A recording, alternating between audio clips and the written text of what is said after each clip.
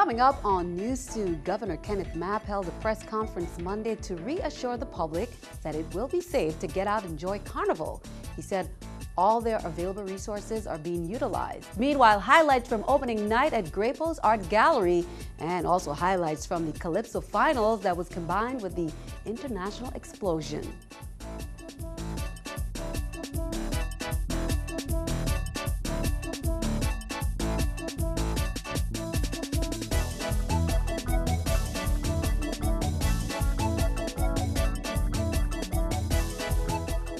Hello, welcome. Thank you for joining us on this edition of NEWS2.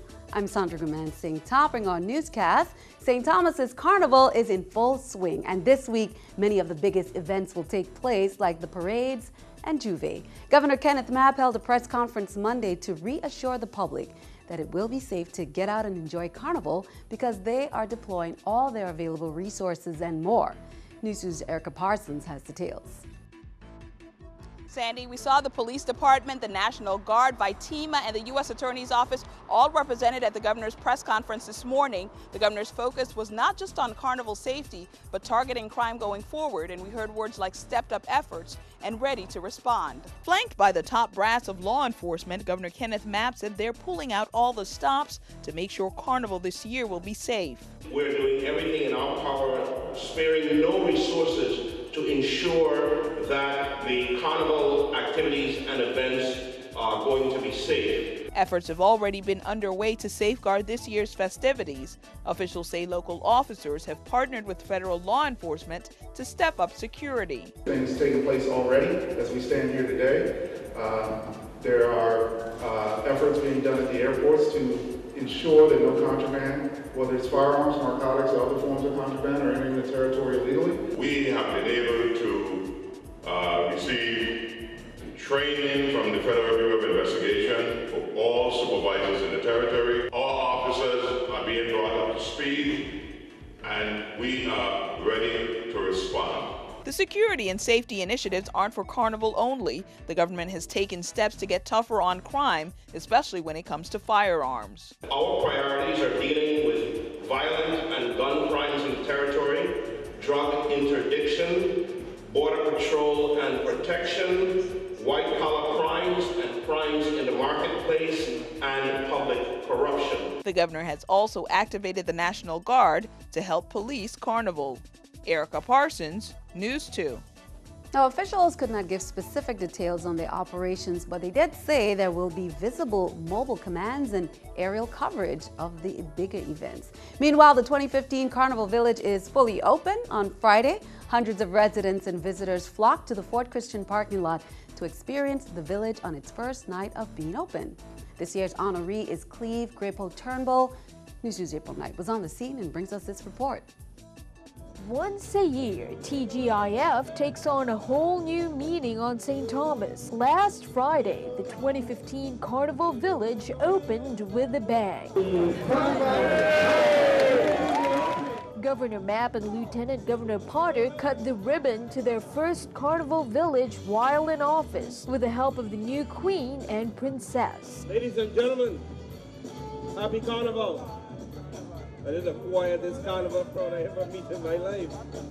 You gotta get in the spirit. This year's Carnival Village was named Grapo's Art Gallery, after artist and community icon Cleve Grapo Turnbull. He was here today, he'd say, wow. Very humble, but a very, very legend in his own right. Grapo's paintings were on display. He was a known Volkswagen enthusiast, so VW Bugs lined one end of the village. Booth number 18 won the overall booth competition, but also won for best representing the art gallery theme. The theme is culture to the extreme, and as you can see all around me, village farmers are taking that to heart. After the formalities, revelers lost no time. Families and friends lined up for food and danced to the music. There were rides galore for the kids, while the older crowd just soaked it all in.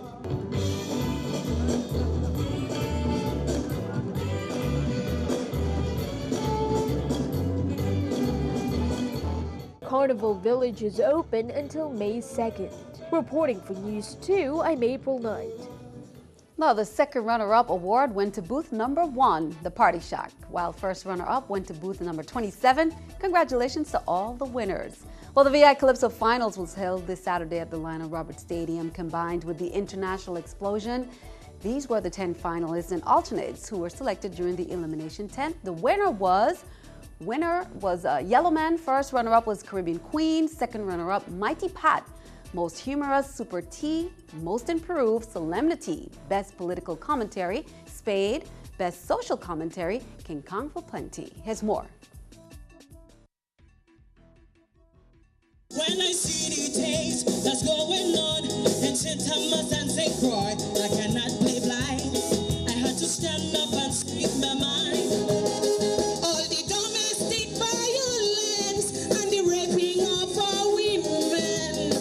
Dear Guardian, shine your light on that. Cause our mothers cry steadily and our sons dying foolishly. How can I sing a party song? Listen, when an AG don't know wife beating is wrong.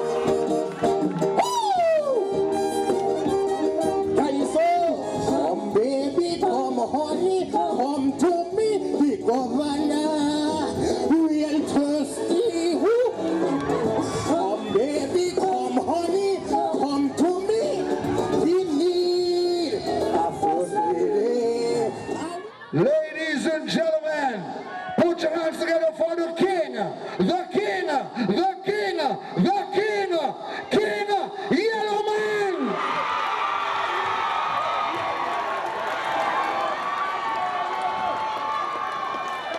Congratulations to King Yellowman as well as all the contestants. Well, then Sunday, the highly anticipated water sports activities kicked off at 10 a.m. in the Charlotte Harbor. Spectators took the opportunity to watch some of the activities as they mingle and lined up on the waterfront. Some of the sports included stand-up paddle boarding, jet ski racing, and boat racing. Food tents were also set up along the apron. A fun day was had by all, even for those who were not paying attention to the races. There was live music as well. Then the sweet sounds of Steel Pan was heard during the Steel Band Jamboree at the Lionel Roberts Stadium.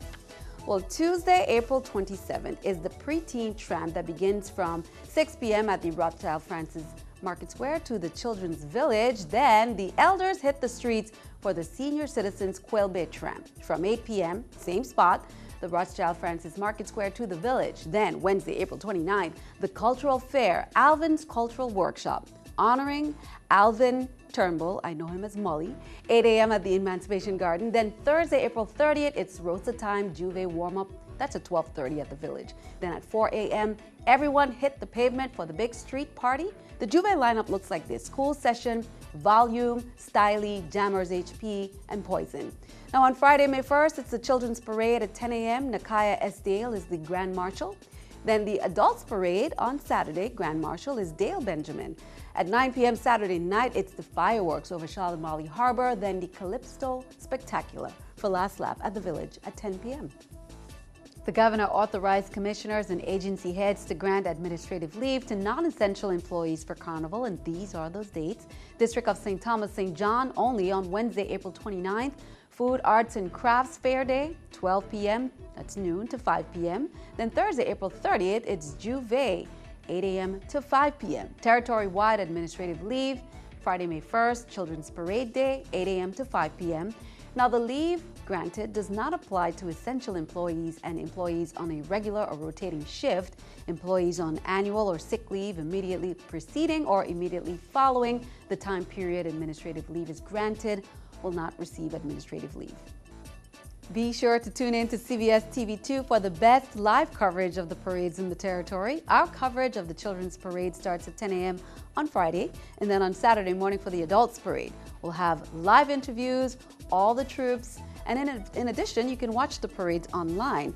The link to the website will be posted on our NEWS2 Facebook page at cbstv2vi.com. That's cbstv2vi.com. And also on our Facebook page, NEWS2. Now, don't forget to send us your parade entry descriptions. Fax us at 340-776-1957 or inbox us on Facebook. Well, a change in our programming due to the Children's Parade Carnival coverage on Friday, May 1st. News 2 will be preempted. However, on Thursday, be sure to tune in to News 2 at 7 p.m. for the Carnival special. As we look back at some of this year's events leading up to the grand finale, be sure to check that out.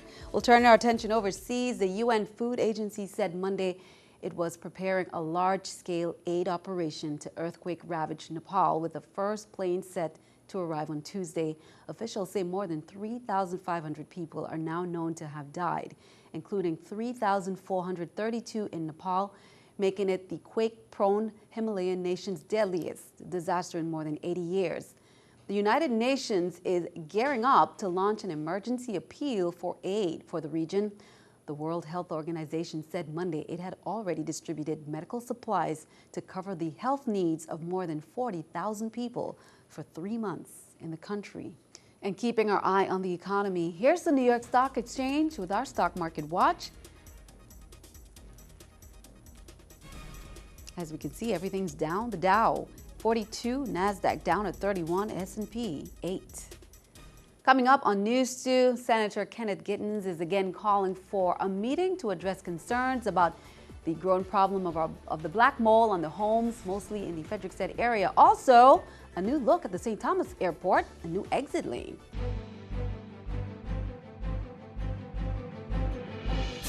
Former Governor John DeYoung announced late last week that he made good on his promise to pay back the government for the controversial security fence and other measures built around his home during his tenure as governor. According to DeYoung, he wrote a check for more than $200,000 and delivered it to the Department of Property and Procurement. The amount, according to his statement, is supposed to cover the cost of the security fence, which was appraised by contractors hired by Property and Procurement itself. Governor DeYoung said that it would have been too costly to move his entire family to Estate Catherineburg, the governor's mansion, and that the fence was a cheaper option for the taxpayers. And now that debt, he said, is paid off. Senator Kenneth Gittens is calling on his colleagues to address the black mold issue in Frederiksted. Last week, he wrote to Senate Committee Health and Hospitals Chair Kurt Violet to schedule a hearing for them to discuss it. There is no justification for us to be at risk in and around our homes, but it has been more than a year or so that our residents have been subjected to poor air quality and this black fungus accumulating on our properties. And more than a year since I first brought attention to the problem and called for solutions. It has been too long. I really want to see some swift movement relative to this matter, and hopefully we can get some answers within 30 days or so that we may develop a resolution to this matter. Motorists leaving the Cyril Lee King Airport Terminal in St. Thomas felt an ease in the flow of traffic. The Virgin Islands Port Authority completed the construction of a third lane to exit the airport. Parking VIPA's Executive Director Carlton Dow said the first lane on the far left is designated for St. Thomas Taxi Association. VIPA has also placed all 3 parking lot attendant booths on generator power and landscaped the area. He added that the airport may still be congested at times since Cyril Lee King Airport is handling more than double the capacity it was constructed to accommodate when it was built in 1990. There's been no change in the price of fuel at Hovenza's truck rack since a couple of weeks ago when they dropped the prices. So gas station retailers are paying $1.99 per gallon for regular gas and $2.20 for premium. The cost for diesel fuel is $3.17 per gallon. All the prices include the 14 cents per gallon tax Hovenza collects for the government. Be sure to stick around. Your News 2 AccuWeather forecast comes your way next.